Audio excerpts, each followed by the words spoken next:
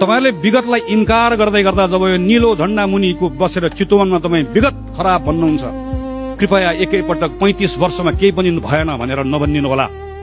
कृपया पञ्चायतका 30 वर्षका संघर्षका कथाहरूलाई अन्डरमाइन पनि नगरिदिनु होला। तपाई जुन ठाउँमा उभिनु भएको छ नि, त्यही मुनि करिब 50 जना मानिसहरूको लास गाडिएको छ।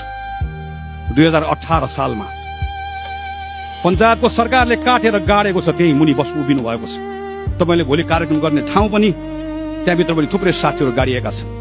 ती सबैले कांग्रेसको 4 तारे झण्डा उठाएका थिए, जय नेपाल भनेका थिए, तर आफ्नो लागि होइन, आफ्नो परिवारका लागि होइन। टाउको काटियो, रेटियो, तर तिनले बोलेको त्यो कुरा तपाईको लागि थियो, मेरो लागि थियो, डेमोक्रेसीको लागि थियो। आज नीलो झण्डा फहराउन तपाईले पाउनु भएको छ।